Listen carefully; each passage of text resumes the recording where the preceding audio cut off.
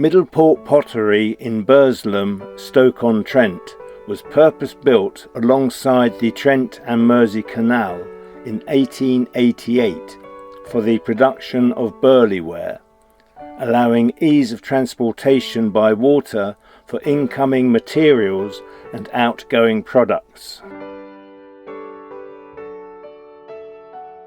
You can see from these Ordnance Survey extracts how quickly the area expanded in just 20 years. I'm Alan. I own a 45-foot narrowboat, have an interest in industrial heritage, transport and technology, and invite you to join me as I cruise, repair and maintain my boat, and visit events and places of historic interest.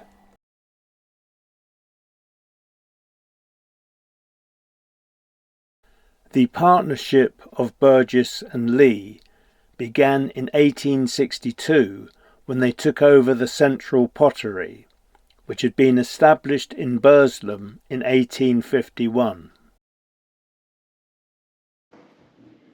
I'm starting my tour in the Victorian offices.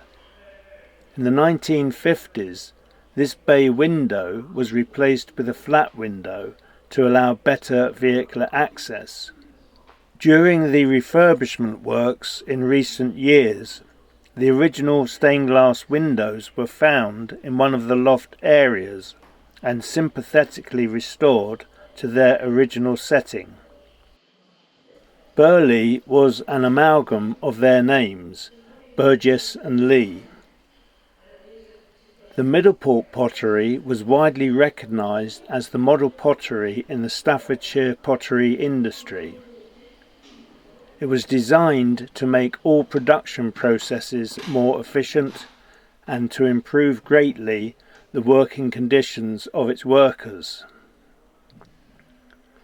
With its 3 biscuit and 4 glossed bottle ovens, the factory was known locally as the 7 Oven Works. Still manufactured here today, each piece of Burleigh ware is crafted by 25 pairs of hands. Now Grade 2 star listed, this is considered the last working Victorian pottery in continuous production in the UK. It was saved from closure through public and private funding and has been transformed into a visitor attraction and centre for creative businesses. With a new grant of about £250,000 from the National Lottery Heritage Fund, further improvements will be made, including a visitor welcome centre.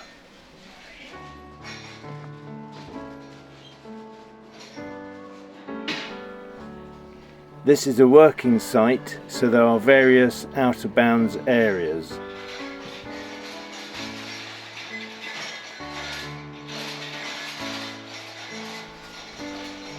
I've never watched the TV programme Peaky, which was set in Birmingham in the late 1800s, but some filming was undertaken here in November 2018 for the 5th series. Those of you that have watched the programme may recognise some parts of the site.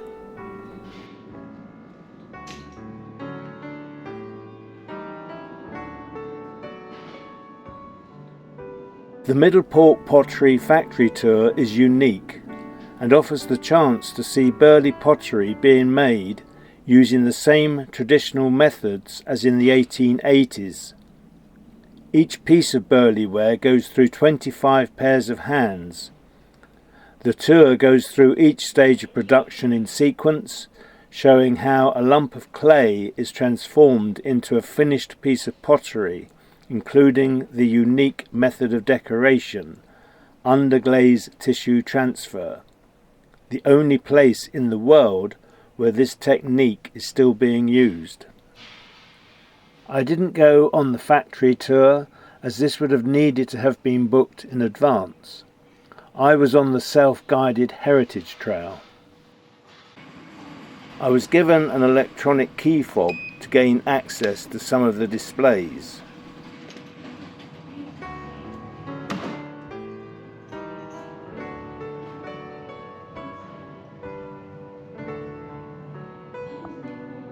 This is the area where the greenware, that is clay products that have not yet been fired, were put into the sagars by the placers, ready to be biscuit fired in the firing chamber. A sagar is a protective fire clay box used to enclose or protect ware being fired in a kiln. A placer puts products ready for firing in the kiln.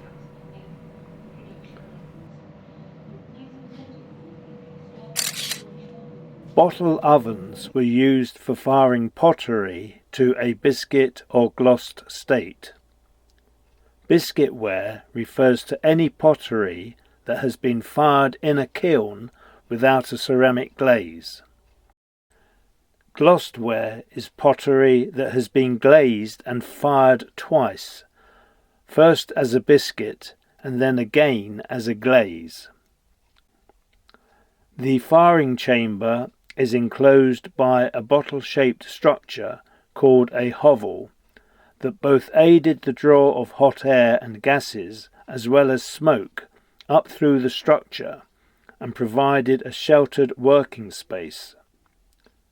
This bottle oven is the last survivor of the original 7 ovens. The placers would stack the filled sagars inside the bottle oven. This was a precise job. When the kiln was full, they would brick up the doorway ready for firing. The fireman had one of the most important jobs in the pottery. Get the temperature wrong, and the whole batch of ware would be ruined. For convenience, there was a one-way system around the hovel.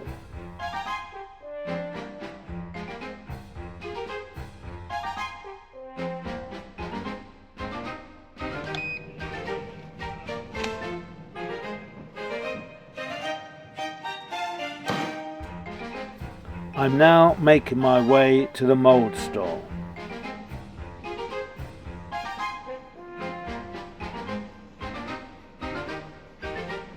Middleport Pottery is the custodian of 19,000 moulds, one of the largest collections in Europe. They were originally housed on one of the upper floors, but were relocated to the ground floor for safety reasons during the restoration.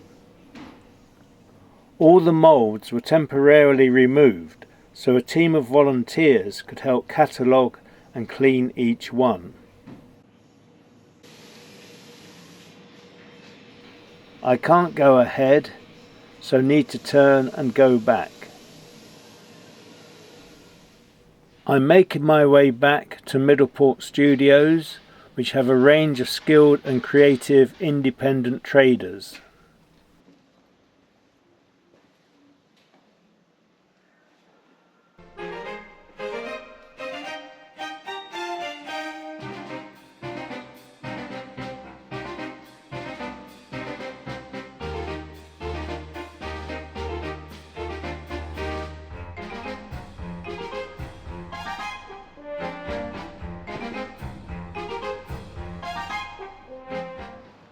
Clay College offers a skills-based full-time ceramics course taught by potters who make a living through ceramics, something unique in the UK.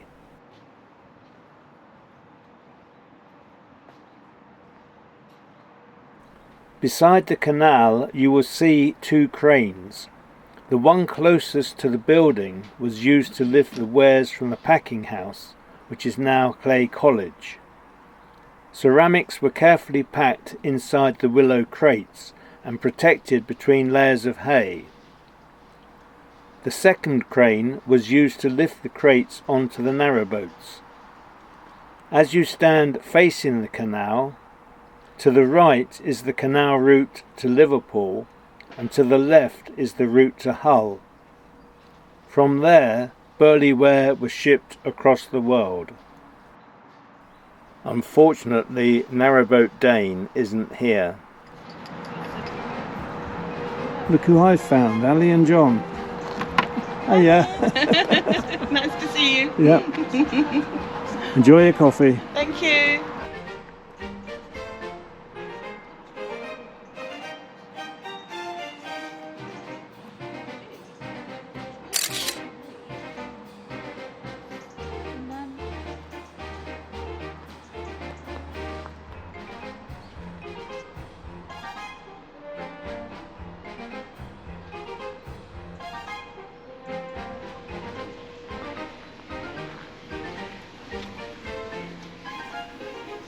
A bath other than the large tin bath was seldom to be found in working class homes up until the mid-20th century. Public baths for the working classes came to be found in various parts of the pottery towns and often located near to or inside public swimming baths.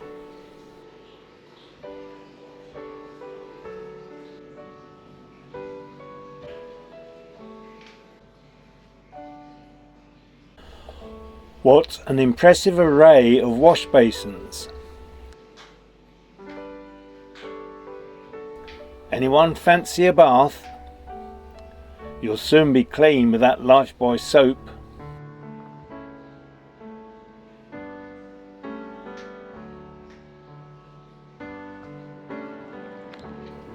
Believe it or not, I see this boat again at my next visit today, but that's for another time.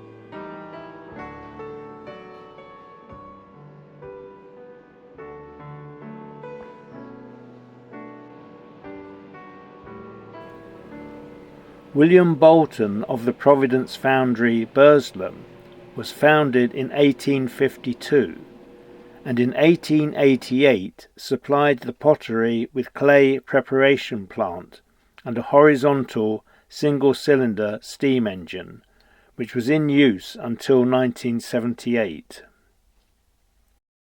This is not the original Lancashire boiler provided by William Bolton. It is thought to have been installed second-hand about 1946. Flue gases were circulated to dry the greenware, that is unfired clay and glazed ware. After the steam engine ceased operation in 1978, the boiler continued in use until 2008 for heating and drying purposes. There used to be 2 further bottle kilns here.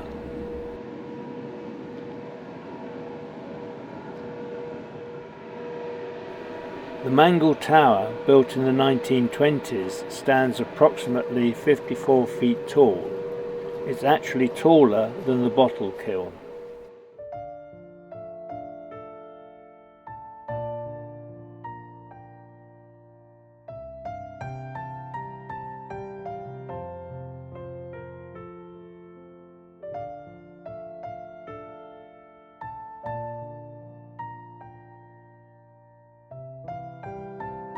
The weighbridge located near to the original gates weighed goods up to 20 tons.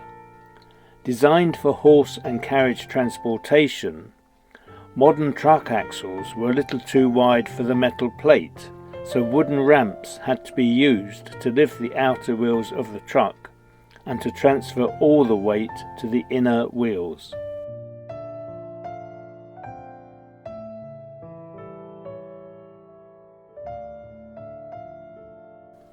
On the upper floor is exhibition space, a meeting room and a gift shop.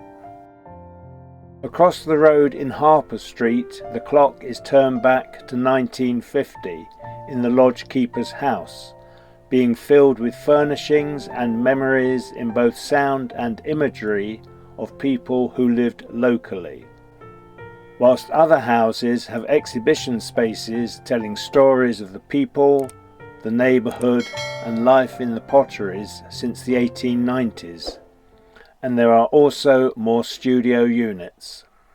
I hope you've enjoyed this look at Middleport Pottery.